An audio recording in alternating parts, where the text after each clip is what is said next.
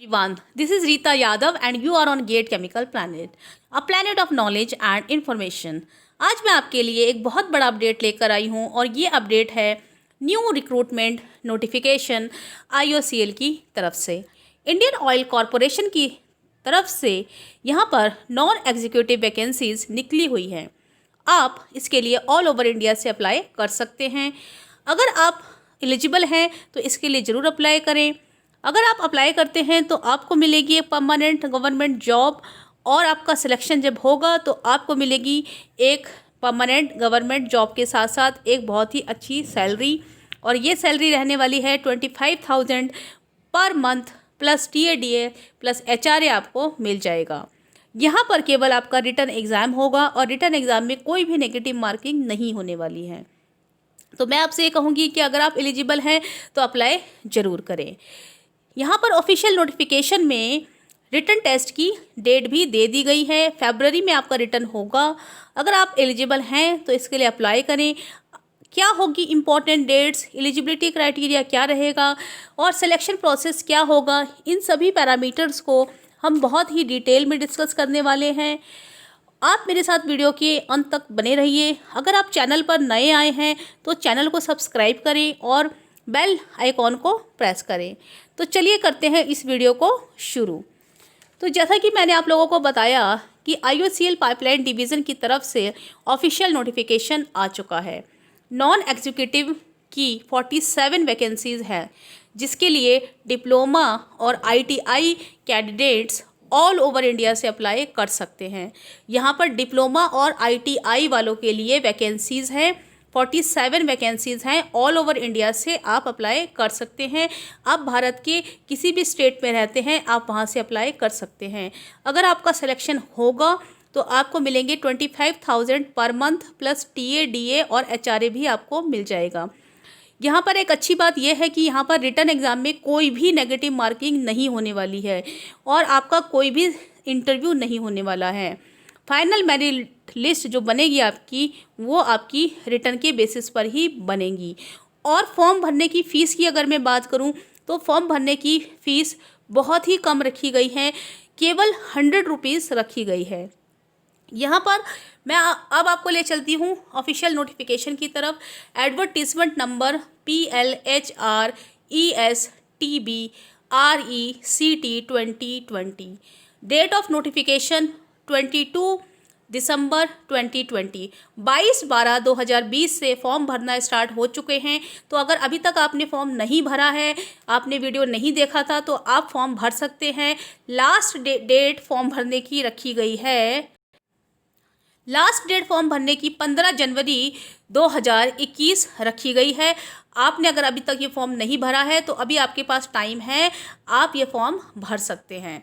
ठीक है, तो ये है recruitment for filling non executive vacancies in pipeline division. Pipeline division ONGC में नॉन एग्जीक्यूटिव वैकेंसीज आ चुकी हैं। 47 टोटल वैकेंसीज हैं यहाँ पर। ठीक है, तो यहाँ पर मैं आपको बताती हूँ कौन कौन से स्टेट्स में वैकेंसी निकली हुई है। Applications are invited from eligible candidate national for the following non executive vacancies in various locations of pipeline division as per the details given below. तो यहाँ पर वेस्ट बंगाल में वैकेंसी है, उत्तर प्रदेश में वैकेंसी है, Assam, Bihar, Jharkhand, Haryana, Punjab, Himachal Pradesh, Tamil Nadu, Andhra Pradesh, Chhattisgarh,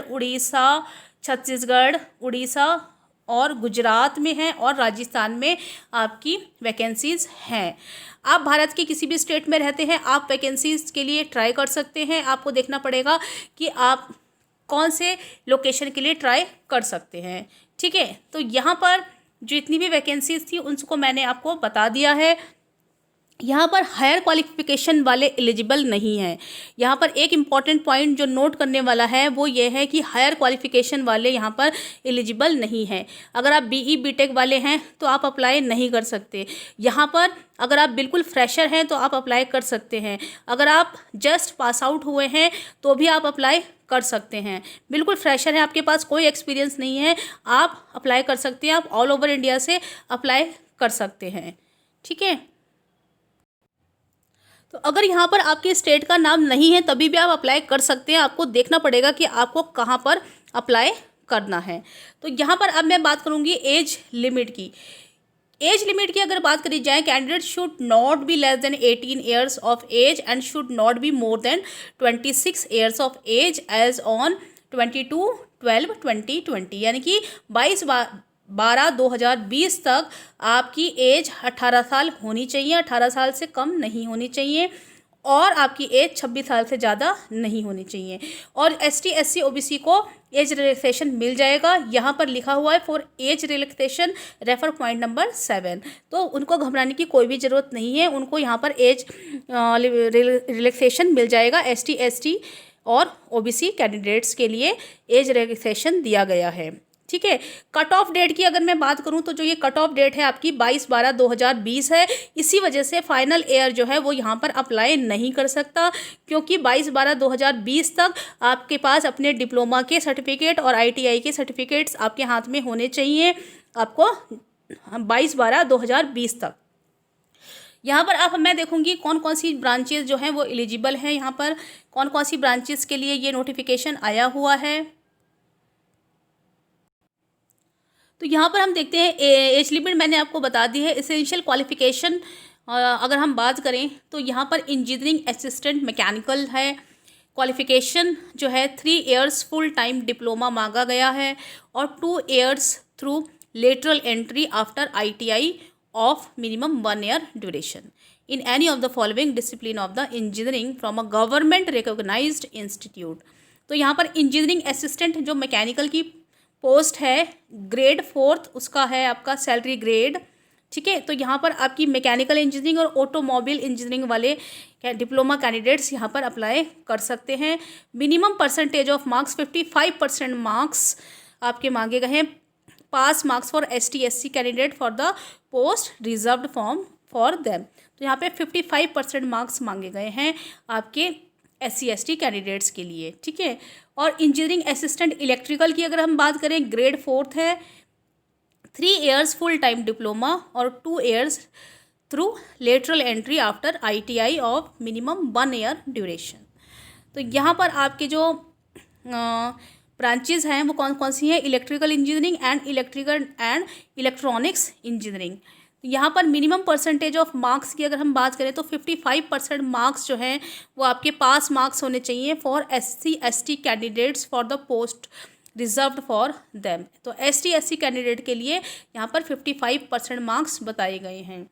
engineering assistant T&I की अगर मैं बात करूँ तो ग्रेड 4 है उसका, और यहाँ पर कौन कौन सी ब्रांचेस उसके लिए अप्लाई कर सकती हैं, वो होंगी 3 ईयर फुल टाइम डिप्लोमा और 2 year through lateral entry after ITI of minimum 1 year duration in any of the following discipline of the engineering from a government recognized institute।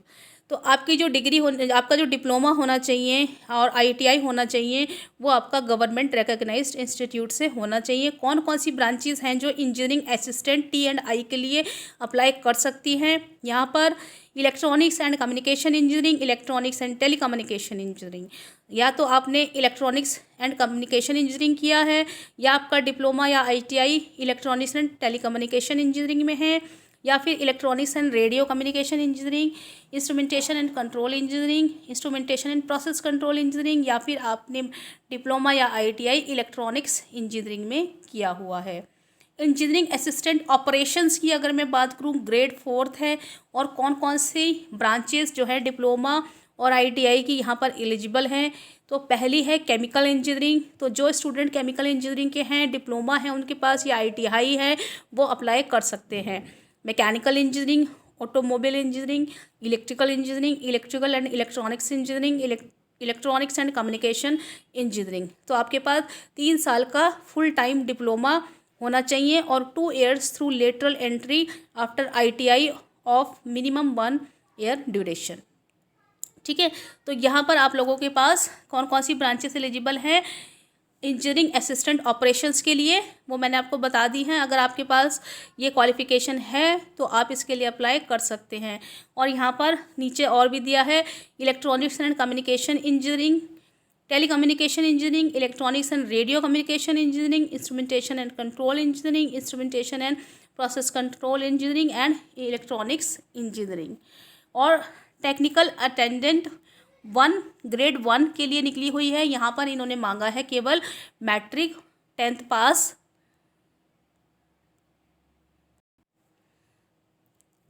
and pass from government recognized institute in the specified ITI trade and duration as mentioned below from a government recognized institute.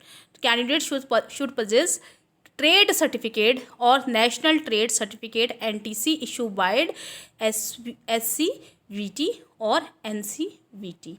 तो अगर आप technical attendant के लिए apply करना चाहते हैं तो आपके पास 10th पास होना चाहिए एंड ITI पास होना चाहिए गवर्नमेंट रिकॉग्नाइज्ड इंस्टीट्यूट से, या फिर आपका मैट्रिक आपके पास होना चाहिए। ठीक है, मैट्रिक या 10th एक ही बात है। ठीक है, तो यहाँ पर ITI ट्रेड्स के लिए मिनिमम ड्यूरेशन ऑफ कोर्स की बात की गई है। इससे पहले मैं आप लोगों को बता देती हूँ कि यहाँ पर इन्होंने हायर क्वालिफिकेशन को जो है वो मेंशन किया हुआ है। मैं आपको एक चीज़ दिखाना चाहती हूँ इसमें।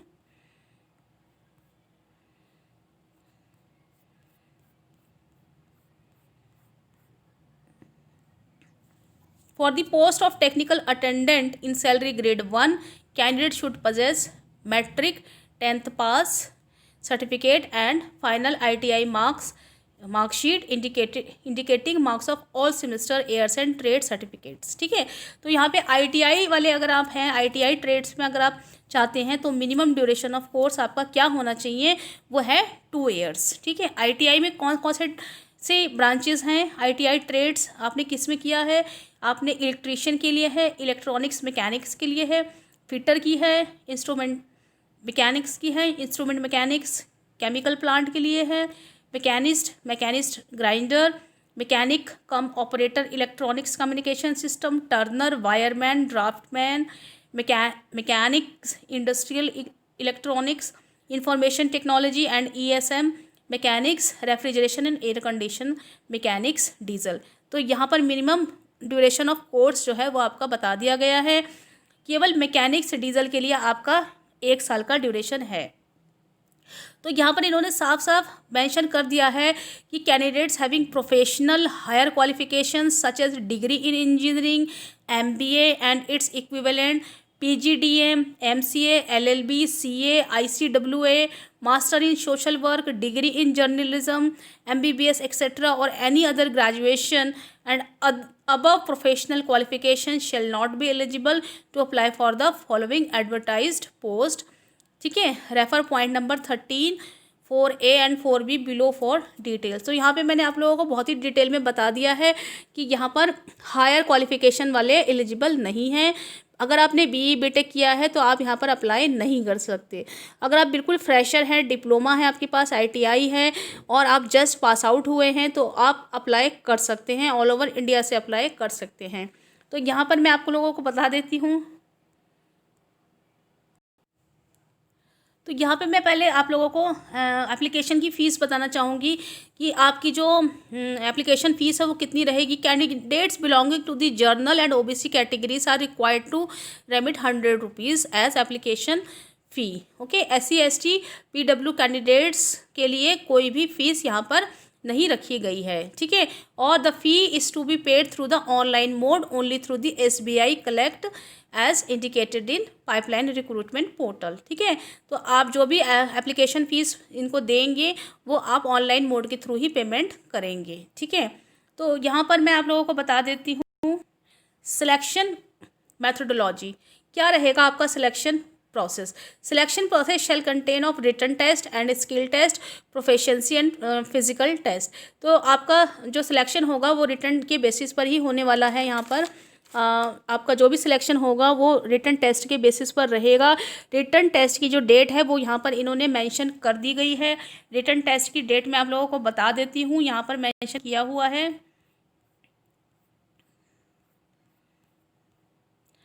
तो यहाँ पर आपकी डेट जो है वो मेंशन की गई है।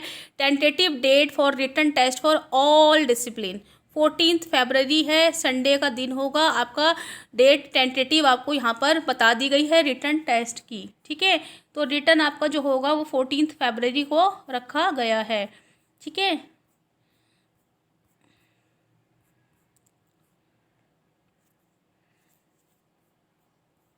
तो आपका जो मोड ऑफ सिलेक्शन रहेगा वो क्या, उसमें आपका रिटन टेस्ट होगा।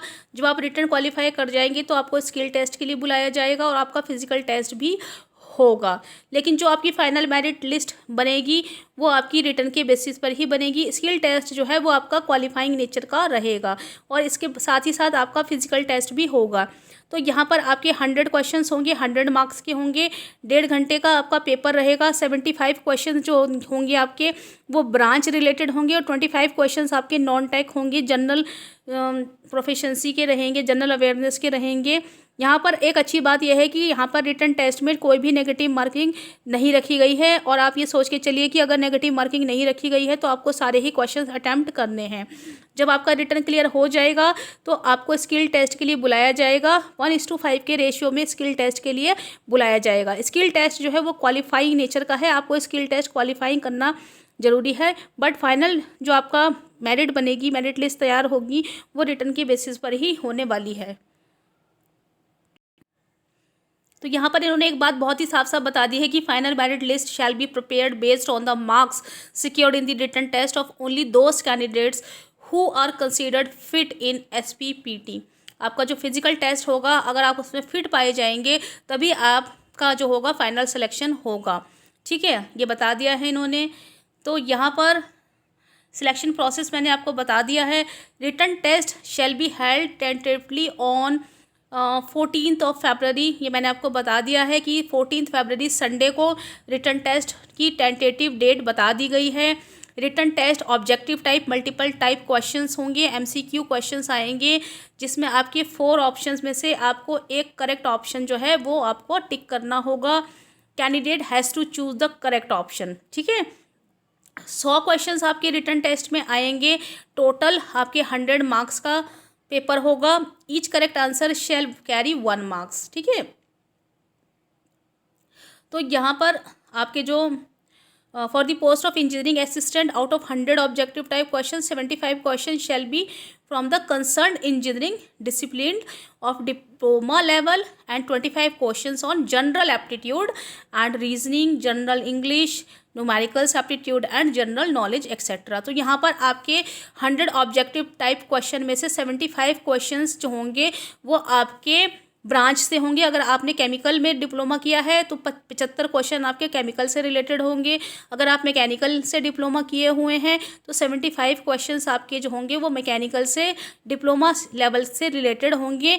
और जो 25 क्वेश्चंस बचे हैं, रिमेनिंग क्वेश्चन 25 क्वेश्चंस होंगे वो आपके general aptitude, reasoning, general English, numerical aptitude and general knowledge से रहेंगे। तो यहाँ पे मैंने आप लोगों को सारी ही चीज़ बता दी है। आप इस फॉर्म को अच्छे से भर के इसको ज़रूर फिलअप करिए। इसकी जो लास्ट डेट है वो 15 जनवरी 2021 रखी गई है। अभी आपके पास टाइम है, आप इस फॉर्म को भर सकते हैं बहुत आराम से। इसको पढ़ के, फॉर्म भरने की फ़ीस बहुत ही कम रखी गई है। ठीक है, यहाँ पे आपको बता दिया गया है कि कौन कौन से सर्टिफिकेट्स की आपको ज़रूरत पड़ेगी। इसको आराम से पढ़ के तभी आप अपना फॉर्म फिलअप करने बैठिएगा। ठीक है, तो यहाँ पर दिया गया है हाउ टू अप्लाई। जो भी कैंडिडेट अप्लाई करना चाहते हैं, वीडियो के डिस्क्रिप्शन में मैंने लिंक दे दिया है और यहाँ पर आपको लिंक दिया गया है कि आप इस पोर्टल पर जाकर अपना फॉर्म फिल कर सकते हैं। The candidates are advise to follow the procedure mentioned in the above recruitment portal in case of any difficulty with respect to the filling online application और marking online payment, please refer to FAQ section and how to apply options available on the portal. तो जिन candidates को कोई भी problem हो रही है form भरने में तो वो यहाँ पर frequently asked question FAQ section में जाके या हाउ टू अप्लाई ऑप्शन में जाके देख सकते हैं कि उन्हें क्या जो भी प्रॉब्लम्स हो रही है वहाँ पे कुछ क्वेश्चंस के आंसर दिए जाते हैं। The portal for submitting online application will be operating from 22/12/2020 22/12/2020 से फॉर्म भरना स्टार्ट हो चुका है। अगर आपने अभी तक फॉर्म नहीं भरा है तो इस फॉर्म को ज़रूर भर दें। जो भी chemical, mechanical, instrumentation, electronics branches के हैं वो यहाँ पर ज़रूर अप्लाई करें। ठीक है, paper based application will not be accepted. यहाँ पर इन्होंने बता दिया है कि जो भी इनका कम्युनिकेशन रहेगा ऑनलाइन कम्युनिकेशन रहेगा। ठीक है। तो यहाँ पर अगर आपकी कोई क्वेरीज हैं, queries if any may be address to the following email address, यहाँ पर ईमेल एड्रेस आपको दिए गए हैं, आप अपनी क्वेरीज यहाँ पे पुटअप कर सकते हैं। Applicants may kindly note that only such queries which are relevant to this advertisement and have not been addressed in the above advertisement shall be replied to। तो यहाँ पर जो इंपॉर्टेंट डेट्स रहेंगी वो मैं आप लोगों को जल्दी से बता देती हूँ। Date of opening of online application and publishing of detailed website notification on IOCL website 22/12/2020 से फॉर्म भरने स्टार्ट हो चुके हैं। लास्ट डेट आपकी 15 जनवरी 2021 रहने वाली है। Tentative dates of downloading online admit card, online admit card आप डाउनलोड कर सकते हैं 29 जनवरी 2021 से शुरू हो जाएगा। ठीक है। और यहाँ पर इन्होंने बता दिया है कि आपका टेंटेटिव डेट क्या रहेंगी रिटन टेस्ट के एग्ज़ाम की, तो वो रहेंगी 14 फरवरी 2021 और संडे का दिन रहेगा। टेंटेटिव डेट्स जो हैं वो कब रहेंगी ये आप इसको पढ़ लीजिएगा। ठीक है। तो यहाँ पे मैंने आप लोगों को सारी चीज़ें बता दी हैं। जो भी इस फॉर्म से रिलेटेड आपको क्वेरीज हैं उनके यहाँ पे ईमेल एड्रेस दिए हुए हैं, आप वहाँ पे जाके अपनी क्वेरीज पुटअप कर सकते हैं। तो यहाँ पर मैं आपको बता देना चाहूँगी कि फ़ाइनल ईयर जो है वो यहाँ पर एलिजिबल नहीं है, क्योंकि अगर फाइनल ईयर एलिजिबल इसलिए नहीं है क्योंकि 22/12/2020 जो कि आपकी कट ऑफ डेट यहाँ पे रखी गई है। तो कट ऑफ डेट तक आपके पास आपकी डिप्लोमा और ITI का सर्टिफिकेट आपके हाथ में होना चाहिए। अगर आपके हाथ में है तो आप ज़रूर अप्लाई कर सकते हैं। मुझे नहीं लगता कि जो 2021 में पास आउट होने वाले हैं उनके पास उनका डिप्लोमा का सर्टिफिकेट होगा, तो यहाँ पर फाइनल ईयर एलिजिबल नहीं है। अगर आप 2020 के पास आउट हैं तो आप ज़रूर अप्लाई कर सकते हैं। ठीक है। तो यहाँ पे मैंने सारी चीज़ें आप लोगों को बहुत ही डिटेल में बता दी हैं। अगर आपको मेरा वीडियो अच्छा लगे तो इस वीडियो को लाइक करें, शेयर करें और अपने दोस्तों में ज़रूर शेयर करें। Thank you so much. Have a nice day.